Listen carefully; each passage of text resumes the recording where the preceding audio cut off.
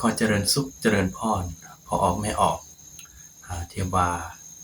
ได้ชมวิดีโอนี้เนาะมื้อนี้เนาะอาตมาภาพก็จะมาเว้าธรรมะเป็นคติธรรมเพื่อสอนใจให้เฮาท่านทั้งหลายได้เข้าใจในการดำรงชีวิตเพื่อจะพัฒนาตนเองให้ตนเองมีความสุขและก็มีความร่มเย็นในครอบครัวเรือนร่านและก็ทางการงานและสังคมบ่ว่าจะเหตุการณ์สิ่งใดก็ราบรื่นเนาะถ้าว่าเฮามีธรรมะประคองจิตอยู่ตลอดเวลาธรรมะนี่ก็เป็นสิ่งที่สำคัญที่ว่าเฮาท่านทั้งหลายต้องมีประจำจิตใจของเฮาและมันจะเกิดความผาสุกให้แก่ชีวิตของเฮาคำที่ว่าพระพุทธเจ้าตรัสนั้นเนาะอาตมาจะยกพระสูตรอันใดอันหนึ่งเนาะเพื่อให้มาเป็นคติเตือนใจให้เฮาท่านทั้งหลายและก็ใคร่ครวญในรูเหตุเนาะได้เข้าใจในเนื้อในใจความนั้นเนาะคือพระพุทธเจ้าเพิ่นได้ตรัสก่อนที่ว่าเพิ่นจะปรินิพพานเพิ่นก็ได้เว้าว่าชีวิตนี้เนาะเริ่มต้นด้วยเรื่องที่น่าละอายทรงตัวอยู่ด้วยเรื่องที่ยุ่งยากสับสนและก็จบลงด้วยเรื่องเศร้าอันหนึ่งชีวิตนี้เริ่มต้นและจบลงด้วยเสียงคำควรเมื่อมื่นตาขึ้นเบิ่งโลกข้างทำอิฐเฮาก็ร้องไห้และเมื่อจะหลับตาลาโลกเฮาก็ร้องไห้อีกหรืออย่างน้อยก็เป็นสาเหตุให้คนอื่นหลั่งน้ำตาเด็กร้องไห้พร้อมโดวยกรรมมื้อนั้นเป็นสัญลักษณ์ว่าเขาเกิดมาเพื่อจะยึดเหนี่ยวเนาะแต่เมื่อจะหลับตาละโลกทุกคนนั้นแบมือออกเหมือนจะเตือนให้บุคคลอยู่เบื้องหลังสำนึกและเป็นพยานว่าเขาบ่ได้เอาไปอันใดเลยเนาะ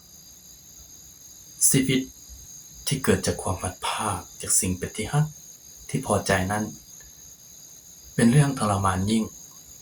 และเรื่องจะบังคับบ่ให้พลัดพรากนั้นก็เป็นเรื่องสุดวิสัยทุกคนเนี่ยจะต้องพลัดพรากจากสิ่งเป็นที่รักที่พอใจบ่วันใดก็วันหนึ่ง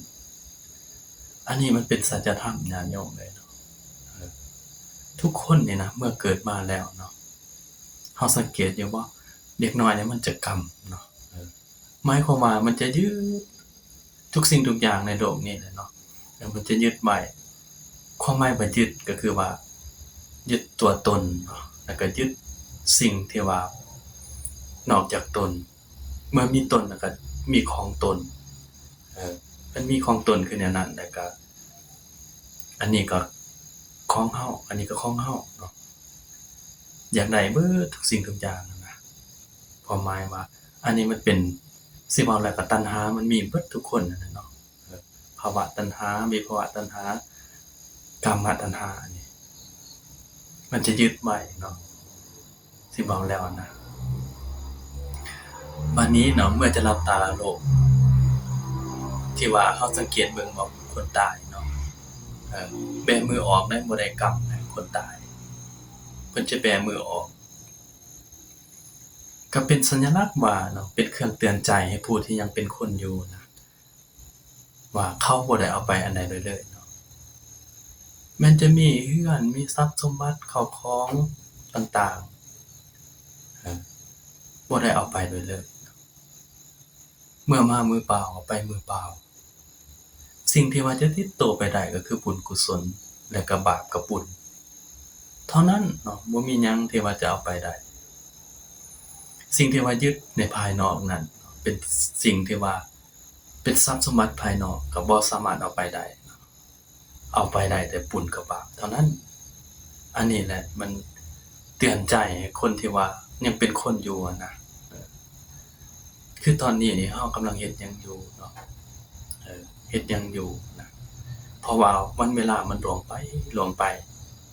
อายุเฮามันก็พลอยไปกับสังขารเช่นเดียวกันเนาะมันบ่หยุดบ่ยั้งเลยอายุเฮามันก็ไปเลยเปรียบเหมือนสายน้ำนั่นแหละเนาะไปแล้วก็บ่มีวันกลับคืนเนาะ อันนี้ก็ชีวิตกับคนเฮาก็คือกัน เมื่อเกิดขึ้นมาแล้ว มันก็เติบโตขยายตัวไปเนาะจนเฒ่าจนแก่จนเจ็บจนตายนั่นแหละเนาะอันนี้มันเป็นสัจธรรมเนาะคือทุกคนนี่บ่อยากเป็นเช่นนั้นบ่อยากแก่บ่อยากเจ็บบ่อยากตายมันก็เป็นไปบ่ได้เนาะเพราะว่าฮอดมื้อฮอดวันมันก็ต้องเป็นไปตามกฎเกณฑ์ของธรรมชาติเพราะฉะนั้นแล้วเนาะให้ญาติโยมนี่บ่ให้ประมาทในชีวิตนะให้ดำเนินชีวิตด้วยมีสติมีสัมปชัญญะมีสติอันใดล่ะให้ระลึกรู้อยู่ตลอดเวลาเช่นว่าเนาะเฮาจะเฮ็ดงานเฮาก็รู้เมื่อจิตโกรธเฮาก็รู้เมื่อจิตบ่โกรธเฮาก็รู้เมื่ออารมณ์มีทุกข์หรือมีสุขหรือว่าบ่มีทุกข์บ่มีสุขเฮาก็รู้อยู่ตลอดเวลาอันนี้ถือว่าเป็นผู้ที่ว่ามีสติแล้วก็ได้สร้างบุญกุศลเนาะคือการให้ทานรักษาศีลแล้วก็ภาวนาอันนี้แหละมันจะเป็นสิ่งที่ว่าติดตัวเฮาไปในปรภพเบื้องหน้าปรโลกเบื้องหน้าเนาะมันจะติดตามไปเห็นบ่เพิ่นว่ากัมมะพันธุกัมมะปฏิสรณายังกัมมังกริสันติกัลยาณังวาปะปะกังวาตัสสะทายาถาภวิสันติอันนี้นี่เฮามีกรรมเป็นเผ่าพันธุ์มีกรรมเป็นที่พึ่งอาศัยบ่ว่าจะทำกรรมอันใดไว้ดีหรือชั่วก็ตามผลของกรรมนั้นจะติดตามตัวเฮาไปตลอดภพตลอดชาติเนาะตราบใดที่ว่าเฮายังเวียนวนอยู่ในวัฏสงสารนี้เนาะมันก็จะติดตามไปเห็นบ่คือมันมีพระสูตรบางพระสูตรมากายนี่เป็นกรรมเก่าของเรากรรมเก่านี่หมายถึงหยังกุศลมูลและอกุศลมูลที่ว่าได้สร้างมาเนาะตัวนี้นะมันติดตามเนาะกุศลแล้วก็อกุศลความดีและความชั่วนะผลของมันที่ว่ามันแยกแยะให้สัตว์นี่เป็นรูปเป็นแบบนี้เนาะเป็นลักษณะแบบนี้อันนี้ก็เป็นกรรมแต่ว่าเฮาได้เกิดเป็นมนุษย์นี่ก็ถือว่าสมบูรณ์แล้วเนาะสมบูรณ์ที่ว่าได้เกิดเป็นมนุษย์เนี่ยแล้วก็ได้พบพ่อพุทธศาสนาแล้วก็ได้ฟังธรรมอันนี้ก็ถือว่าเป็นสมบูรณ์แบบของการเกิดเป็นมนุษย์ถ้าบ่มีบุญเฮาจะบ่ได้เกิดมาเป็นมนุษย์ความยากของการเกิดเป็นมนุษย์นี่พระพุทธเจ้าเพิ่นอุปมาว่าดูก่อนภิกษุทั้งหลายสัตว์ที่ว่าจะได้เกิดเป็นมนุษย์นี่อุปมาเหมือนเศษดินที่ปลายเล็บส่วนจะไปเกิดเป็นอย่างอื่นนั่นซ้ำดินในมหาปัตตภีแล้วเฮามาอุปมาว่าเศษดินปลายเล็บนี่มันน้อยมันหลายส่ำใดอันนี้แหละคนที่ว่าจะได้เกิดมาเป็นมนุษย์นี่ซ้ำขี้ดินอยู่ปลายเล็บเฮานี่ส่วนจะไปเกิดเป็นอย่างอื่นเป็นเปรตเป็นอสุรกายเป็นสัตว์นรกเป็นสัตว์เดรัจฉานอันนี้นี่ซ้ำดินในพื้นมหาปัตตภีอันนี้แหละเนาะถือว่าเฮานี่ยังมีบุญอยู่เนาะได้เกิดมาเป็นมนุษย์เพราะฉะนั้นแล้วเนาะให้เฮาเอาบุญเก่ามาเสริมเอาบุญใหม่มาเสริมเอาบุญใหม่แนวใดก็คือว่าเฮาพยายามเนาะหาเวลาว่างในเฮาไปให้ทานให้รักษาศีลพอเจริญภาวนาก็ให้เจริญภาวนาให้เฮาตั้งอยู่ในความบ่ประมาทอันนี้เฮาจะเกิดเป็นมนุษย์นี่จะบ่เสียชาติเกิดเพราะว่าเฮาได้สร้างคุณงามความดีได้เฮ็ดบุญได้เฮ็ดกุศลถึงว่ามันจะน้อยก็ยามันแต่ว่ามันก็สะสมไปทีละเล็กทีละน้อยอันนี้ ให้เฮาอะนะพยายามพยายามเส้นมาเนาะคือครูบาเองเนี่ยก็บ่แม่นว่าสิยกตัวเองเนาะได้เดินธุดงค์นำพ่อแม่ครูบาอาจารย์ด้วยความยากลำบากคือบางคนว่าบวชมาแล้วนี่โอ้ยสนุกสนุกสบายบ่เฮ็ดหยังอยู่กินนอนกินแท้จริงแล้วเนาะอยากให้ผู้เว้าหันมาบวชเบิ่งเนาะว่ามันจะทุกข์ส่ำใดเออคือครูบานี่ผ่านมาเนาะโครงการของพระครูธีรธรรมปราโมทย์อันอยู่จังหวัดเชียงรายเนาะประเทศไทยอาตมานี่ก็ได้ไปได้ไปร่วมโครงการนำเพิ่นนะโอ้ยญาติโยมเอ้ยเนาะสิเว้าแล้วเนาะก็ได้ประสบการณ์อย่างหนึ่งเรื่องทุกข์นี่บ่อยากเว้าดอกเนาะมันก็ทุกข์อยู่แล้วเนาะเออเดินจนดิ้นจนตีนแตกตีนโพกเว้าแล้วนะตลอดทั้งวันค่ำและได้พักแต่ว่ามันก็ภูมิใจแนวหนึ่งได้เฮาได้ธรรมะจากนั้นเนาะจากการเดินของเฮานี่มันก็จะบ่เสียประโยชน์นะเพราะว่าครูบามาคำนึงถึงแล้วเนาะบ่เสียประโยชน์แม้แต่นิดเดียวเพราะว่าพระอาจารย์เป็นพาพึงพาหัดนับแต่การกินการอยู่การเดินเนาะเพิ่นก็ฝึกเบิดจังว่าอาตมาอยู่ได้ทุกวันนี้ก็เป็นบุญเป็นคุณที่ว่าครูบาอาจารย์ได้มาฝึกมาหัดก็ได้ไปดินแดนพุทธภูมิหลังจากเดินแต่ไทยแล้วนะขึ้นเครื่องพุทธภูมิฮอดพุทธภูมิแล้วโอ้ยดีใจญาติโยมที่ว่าเฮาก็เฮ็ดได้นะเฮาได้ผ่านโครงการของเพิ่นนะในเมื่อเห็นดินแดนของพระพุทธเจ้าที่ว่าเพิ่นอุบัติขึ้นนะอยู่ประเทศอินเดียดินแดนพุทธภูมิหม้องเพิ่นตรัสรู้อาตมานี่น้ำตาไหลออกมาเนาะโอ้ก็ดีใจว่าได้มาดินแดนที่ว่าพระพุทธเจ้าเพิ่นอุบัติขึ้นหม้องดินแดนที่ว่าเพิ่นใส่ซอยก็รู้สึกปลื้มปิติใจเนาะโอ้ถ้ายังพระองค์อยู่คือจะได้ฟังธรรมของพระองค์แล้วมาคิดนะแต่บัดนี้พระองค์ปรินิพพานไปแล้วยังเหลือแต่ต้นโพ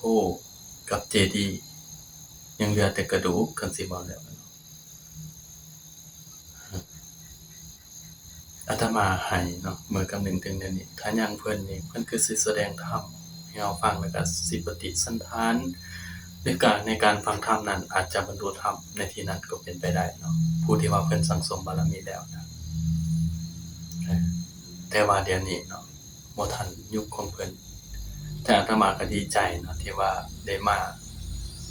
ได้พบได้เห็นดินแดนที่ว่าเพิ่นตรัสรู้ดีใจเนาะนั่งอยู่ต้นโพชั่วโมงเดียวเนาะคือว่าผ่านไปไวแท้นะทั้งๆที่ว่าคนอยู่ในอ้อมข้างหันวนแซวแต่วนแซวก็บ่แม่นเรื่องอื่นเนาะเขาเจ้าสวดมนต์เนาะแล้วครูบาอาจารย์มาแต่ทิเบตมาแต่พม่ามาแต่เวียดนามมาแต่ไทยแต่ลาวเฮาโอ้ทั่วโลกเนาะที่ว่าเข้ามานะได้ยินเสียงสวดมนต์สาธยายทางข้างหลายครูบาอาจารย์ก็หลายเนาะญาติโยมก็หลายแต่ว่าเป็นหยังคือว่านั่งได้อยู่หั่นเนาะก็บ่ได้หมายความว่าเข้าฌานเข้าสมาธิจังซั่นแต่ว่าเฮามาระลึกถึงพระคุณของเพิ่นนั่นน่ะที่ว่าเพิ่นอุบัติแล้วมาชี้แจงแสดงไขหลักธรรมคำสอนของพระพุทธเจ้าของเรามันลึกซึ้งหลายเนาะและก็ถ้าบ่มีบุญอาตมามาคิดเบิ่งอาจจะบ่ฮอดดินแดนนี้ก็ขอบใจที่ว่าอุปสรรคที่ว่ามันผ่านมาได้นะอาตมาดีใจแฮงเนาะในช่วงนั้นแล้วก็ได้อธิษฐานอยู่ในนั้นเนาะถ้าว่าบุญมีเนาะขอให้หลุดพ้นในชาตินี้เลยเนาะบ่ให้เวียนว่ายตายเกิดอีกขอให้หลุดพ้น ในศาสตร์ปัจจุบันนี้เนาะอาตมาอธิษฐานถ้าว่ามันเป็นไปได้ถ้าว่าบุญบารมีมันพังพร้อมแล้วเนาะก็ขอให้หลุดพ้นเลยบ่ให้เวียนว่ายตายเกิดในสังสารวัฏนี้อันยาวไกลนะเพราะว่าเป็นหยังอาตมาจึงอธิษฐานนั้นเพราะว่าพระพุทธเจ้าเพิ่นตรัสว่าสังสารวัฏนี้หาเบื้องต้นเบื้องปลายได้โดยยากสัตว์ที่พอใจในการเกิดย่อมเกิดเรื่อยๆแต่การเกิดในนั้นตถาคตกล่าวว่าเป็นความทุกข์เพราะสิ่งที่ติดตามมาคือความแก่ชราความเจ็บปวดทรมานและความตายความที่ต้องพลัดพรากจากสิ่งเป็นที่รักความประสบกับสิ่งอันบ่เป็นที่รักความแห้งใจความคับควนความทุกข์กายความทุกข์ใจอุปมาเหมือนเห็ดซึ่งโผล่ขึ้นจากดินและน้ำดินติดตามมาด้วยอุปมาเหมือนโคซึ่งเทียมแก่นแล้วจะย่างไปทางไหนเขียนก็ติดตามไปทุกคนทุกแห่งสัตว์โลกเมื่อเกิดขึ้นมาก็ย่อมนำทุกข์ประจำสังขารติดตามมาด้วยตราบใดที่เขายังบ่สละความพอใจในสังขารออกความทุกข์ก็ย่อมติดตามไปอยู่เสมอเหมือนต้นไม้นี่หากยังมั่นคงแม้นต้นไม้นี่จะถูกตัดแล้วมันก็สามารถเกิดขึ้นได้อีกฉันใดเนาะคนในโลกนี้ถ้าบ่ถอนตัณหานุสัยจากดวงจิตความทุกข์ก็ย่อมเกิดขึ้นอีกแน่ๆเนาะบัดนี้น้ำตาสัตว์ที่ต้องร้องไห้เพราะความทุกข์โทมนัสทับถมในระหว่างที่ท่องเที่ยวในวัฏสงสารนี้มีจำนวนมากเหลือขนาดสุดที่จะได้กล่าวได้ว่ามีประมาณเท่านั้นเท่านี้กระดูกที่เขาทอดทิ้งลงปัตตภีถ้านำมารวมกันบ่ให้กระจัดกระจายคงจะสูงเท่าภูเขาถึงแผ่นดินนี้บ่มีสองวางเลยแม้แต่นิดเดียวที่สัตว์บ่เคยตายปัตตภีนี้เกือกกลไปด้วยสัตว์ที่ตายแล้วตายเล่าเป็นนาทีสังเวชสลดจิตยิ่งนัก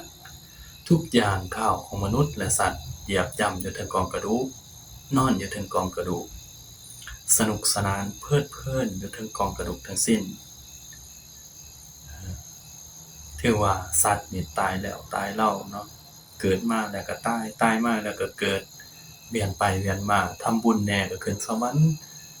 เมื่อบาปส่งผลก็ลงนรกเป็นเปรตเป็นอสุรกายเป็นสัตว์เดรัจฉานแต่เมื่อหมดกรรมแล้วก็กลับมาเกิดเป็นมนุษย์ขึ้นมันเวียนมันวนไปมันบ่มีที่สิ้นสุดคือว่าหาเบื้องต้นเบื้องปลายบ่ปรากฏเนาะเฮาเกิดมานี่มันหลายแสนชาติหลายภพที่ว่านับบ่ได้แหละพระพุทธเจ้าเพิ่นอุปมาว่าภพหรือว่าสังสารวัฏนี่นะความยาวไกลของมันเนาะเพิ่นอุปมาเปรียบเหมือนเม็ดทรายอยู่ในแม่น้ำคงคาแต่จุดกำเนิดนั้นจนฮอดก้นมหาสมุทรเนาะดินทรายในนั้นน่ะนะมันหลายส่ำใดโยมคิดว่ามันหลายแน่เนาะแต่ว่าสังสารวัฏนะสังสารวัฏหรือว่ากัปเนาะเอิ้นว่ากัปมันหลายกว่าในเม็ดทรายในแม่น้ำคงคาเนาะหลายกว่าหั้นอีกเนาะที่ว่าเฮาเวียนเกิดเวียนตายมันหลายกว่านั้นเนาะกัปที่ผ่านไปแล้วนะบัดนี้กัปหนึ่งนี่พระพุทธองค์นี่ก็อุปมาเหมือนเปรียบเหมือนเนาะภูเขานี่มีหินน่ะนะแบบมันแท่งทึบบ่มีโพรงบ่มีหูยาว1โยชน์กว้าง1โยชน์สูง1โยชน์บัดนี้มีบุรุษผู้หนึ่งเนาะเอาผ้ากาสี100 ปีนี่รูปเทื่อนึงรูปผู้เนาะ100 ปีข้างหน้าก็รูปเทื่อนึง100 ปีข้างหน้าก็รูปเทื่อนึงจนว่าภูเขาที่ว่าสูง1โยชน์กว้าง1โยชน์ยาว1โยชน์มันราบเรียบเหมือนหน้ากลองเนาะราบเรียบแต่ว่ากับ1ยังบ่ทันเบิดเนาะโยมว่า มันยาวส่ำใดสังสารวัตรนั่นน่ะบางทีตายไปแล้วก็ไปเกิดเป็นสัตว์เขาก็ถูกฆ่าจังซั่นเนาะถูกฆ่าปาดคอแล้วก็เลือดที่ว่ามันไหลออกจากคอคนคนหนึ่งนะหลายกว่าน้ำในมหาสมุทรมันหลายกว่าน้ำในมหาสมุทรหั้นเนาะจักยาวจักไกลส่ำใดเนาะอันนี้แหละคือการเวียนว่ายตายเกิดของคนเฮามันแสนยาวนานเนาะบางทีเฮาก็เคยเกิดเป็นสัตว์มาแล้วเนาะเคยเกิดเป็นโจรอ้าวถูกตำรวจจับได้แล้วก็ฆ่าปาดคอเลือดนี่ก็หลายกว่าในน้ำมหาสมุทรอีกเคยเกิดเป็นหมูอ้าวก็ถูกฆ่าปาดคออีกเลือดที่ไหลออกจากคอหั้นก็ถ้ามารวมกันก็หลายกว่าน้ำในมหาสมุทรอันนี้แหละคือว่าสังสารวัตรนี่มันยาวไกลเนาะพระองค์นี่บ่ได้ติเตียนว่า จังซั่นเนาะแต่ว่าติเตียนเรื่องสังสารวัตรเนาะสังสารวัตรนี่มันยาวไกลอันนั้นแล้วเนาะพระองค์จึงอยากให้พวกเฮานี่เข้าใจในเหตุและผลเข้าใจในกฎไตรลักษณ์ในธรรมศาสตร์เพราะว่าพระพุทธองค์เนี่ยเพิ่นเป็นผู้ที่ว่าผู้แจ้งโลกเข้าใจโลกเข้าใจเบิดทั่วโลกธาตุนี่ว่ามันมีการเปลี่ยนแปลงแนวใดเฮ็ดสิ่งนี้แล้วมันจะผลมันจะเป็นจังไดพระองค์รู้เบิดสาเหตุไปเกิดเป็นเทวดาเป็นมนุษย์เป็นเปรตเป็นอสุรกายเหตุใดเนาะพระองค์ก็ชี้แจงไว้หมดในพระไตรปิฎกเฮ็ดแนวนี้น่ะไปจังซี่เฮ็ดแนวนี้น่ะไปจังซี่เพิ่นชี้ทางไปหมดเนาะต่างแต่ว่าคนเฮาจะไปทางใดเนาะก็เท่านั้นเพิ่นบอกหมดทุกสิ่งทุกอย่างคือพุทธศาสนาของเฮาเนาะพระพุทธเจ้าเพิ่นเน้นที่สุดเลยนั่นก็คือว่าให้ฮู้เนาะให้ฮู้หยังล่ะฮู้ทุกข์แล้วก็ฮู้เหตุแห่งทุกข์ฮู้ความดับทุกข์แล้วก็ให้ฮู้ข้อปฏิบัติเพื่อความดับบ่เหลือแห่งทุกข์อันนี้เนาะพระองค์เพิ่นเน้นเนาะเพิ่นเน้นถึงจังได๋ก็อย่าเนาะถึงว่าเฮายังมีกิเลสแต่ว่าเฮาก็พยายามเนาะพยายามปฏิบัติเอาเนาะของน้อยมาแต่ของหลายเนาะปฏิบัติสำคัญนี่ก็คือศีลสมาธิแล้วก็ปัญญาเนาะการทานนี่ก็เป็นของฆราวาสของเพิ่นเนาะคือฆราวาสนี่คับแคบพระพุทธเจ้าว่าคับแคบเป็นทางมาแห่งทุลีเพราะว่าการที่จะปฏิบัติธรรมนี่ก็เป็นการยากแต่พระสงฆ์นี่คับแคบในการให้ทานอันนี้มันเป็นลักษณะที่ว่าจะแตกต่างกันเนาะพระเจ้าประสงค์แต่ญาติโยมการให้ทานนี่บ่คับแคบแต่ว่าการที่ว่าจะนั่งสมาธินี่คับแคบเพราะว่าเรื่องการงานเรื่องครัวเรื่องสวนอีสังต่างๆนะคือว่าแหละเนาะการใช้ชีวิตในภายนอกมันก็จะแตกต่างกันแต่จังได๋ก็แล้วแต่ดอกพยายามเอาเวลาว่างพอให้ทานก็ให้ทานไปพอรักษาศีลก็รักษาไปเนาะพอภาวนาเฮาก็ภาวนาไปให้เฮาเก็บกรรมเอาเนาะในช่วงที่ว่าเฮายังมีชีวิตอยู่นี่ให้เฮาเก็บกรรมเอาถึงจังได๋ก็แล้วแต่เนาะซึ่งจะได้น้อยได้หลายส่ำใดก็อย่าพยายามเด้อญาติโยมเด้อบ่ให้อยู่ในความในประมาทบ่ให้ประมาทในชีวิตว่าเฮายังหนุ่มยังน้อยว่าเฮาบ่ทันเข้าวัดฟังธรรมบ่ให้ประมาทเพราะว่าความตายมีในทุกวินาทีเลยเนาะแม้แต่อาตมาเองนี่ก็จักมื้อใดคือกันเนาะอันนี้ก็30ปีก็คือว่าครึ่งคนแล้วยังอีกบ่ดนเฮาก็จะลาพระจากกันไปแล้วเฮามาผู้เดียวเฮาก็ไปผู้เดียว มาผู้เดียวไปผู้เดียว เพื่อนสองของเฮาคือบุญและบาปให้จำไว้เด้อโยมเด้อเพื่อนสองของเฮาคือบุญและบาปจังซั้นแล้วเนาะให้เฮาสร้างบุญสร้างกุศลหลายๆสร้างยังมีลมหายใจนี่เนาะท้ายสุดนี้ก็บ่มีหยังเด้อญาติโยมเด้อขออวยชัยให้พรให้พ่อแม่ออกเนาะที่ว่าได้มาฟังธรรมะในมื้อนี้ก็ขอให้มีความสุขความเจริญสิ่งใดที่เป็นไปโดยชอบประกอบไปด้วยธรรมขอให้สิ่งนั้นจงสำเร็จจงสำเร็จและก็ขอให้ญาติโยมจงเป็นผู้เจริญด้วยศีลด้วยสุตตะด้วยจาคะด้วยปัญญาขอให้พ้นทุกข์ในชาติปัจจุบันนี้ด้วยเถิดสาธุ